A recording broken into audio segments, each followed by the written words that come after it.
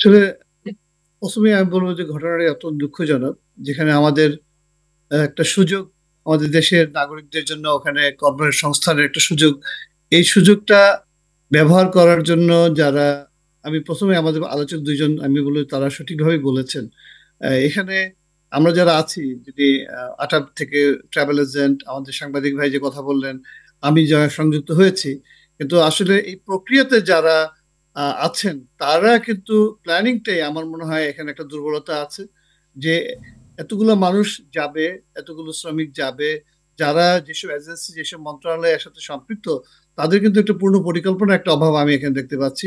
যে এটা যদি হঠাৎ করে হয়ে থাকে তাহলে তো যারা ডিমান্ড দিয়েছে তাদেরও এখানে একটা আমি বলব যে শর্টকামিংস আছে যারা এখানে চাহিদা দিয়েছে মালয়েশিয়া। তে এটা তো আমাদের পররাষ্ট্র মন্ত্রণালয়, প্রবাসী কল্যাণ এবং কর্মসংস্থান মন্ত্রণালয় এবং রিক্রুটমেন্ট এজেন্সি যেটা বারা বললেন। তো এদের উচিত ছিল যে এটা একটা প্রোঅ্যাক্টিভলি এই অ্যারেঞ্জমেন্টটাকে তৈরি করা। তারপরে এই যাত্রীদের তাহলে যাত্রীদের ভোগান্তিটা হতো না। অনেকে যেতে পারছে না, এটা বড় দুঃখজনক। আমি শুধু বলব যে সিভিল এভিয়েশনের পক্ষ থেকে আমরা যেটা করেছি, যে মুহূর্তে জানতে পেরেছি যে অতিরিক্ত ফ্লাইটের দরকার হবে, আমরা এই অতিরিক্ত ফ্লাইটগুলো যাতে দ্রুত বাস্তবায়ন করা সম্ভব হয়। আপনি জানেন যে সিভিল এভিয়েশন নরমালি আমরা হুম। ইয়ে করি যেটা হলো আ নিরাপত্তা এবং আ এটা হলো সিকিউরিটি অ্যান্ড সেফটি ব্যাপারটাই আমরা এনশিওর করি এবং ফ্লাইট পরিচালনাগুলো আমরা অনুমোদনগুলো প্রদান করে থাকি। আমরা এখানে তখন যখন জানতে পেরেছি এটা ন্যাশনাল রিকোয়ারমেন্ট তখন যেই এয়ারলাইন্স অতিরিক্ত ফ্লাইট চেয়েছে, চার্টার ফ্লাইট চেয়েছে, অতিরিক্ত ফ্লাইট চেয়েছে আমরা তাদেরকে দিয়ে দিয়েছি।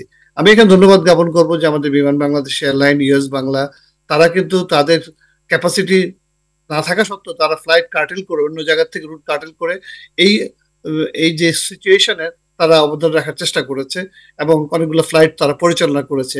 একইভাবে অন্যান্য অনেকগুলো বিমান সংস্থাও এগুলো পরিচালনা করছে। আসলে সিভিল এভিয়েশনের পক্ষ থেকে ভাড়ার ব্যাপারটা আমাদের কন্ট্রোল করার কোনো এখতিয়ার নাই। তারপরেও যেহেতু ন্যাশনাল ইন্টারেস্টে আমরা অনেক সময় এয়ারলাইন্স গুলোকে অনুরোধ করি যাতে ভাড়াটা একটু সাশ্রয়ী রাখা সম্ভব হয়। বিশেষ করে যখন আমাদের এই ধরনের যাত্রীদের চলাচল ক্ষেত্রে। তো এই ভাড়াটা আসলে বিমান যারা সংস্থাগুলো করে কি এটা ডিমান্ডের উপরে নির্ভর করে। যখন ডিমান্ড এবং ক্যাপাসিটি, ডিমান্ডটা যদি বেড়ে যায় ক্যাপাসিটি যদি কম থাকে তখনই কিন্তু ভাড়া বাড়ে। এটা ওয়ার্ল্ড ওয়াইজ গ্লোবালি একটা প্র্যাকটিস। তবে জি। এটা যদি এই জিনিসটা আগে থেকে করা যেত, আন্দাজ করা যেত তাহলে হয়তোবা আমরা একটা অতিরিক্ত ব্যবস্থা নেওয়া সম্ভব হতো আরকি।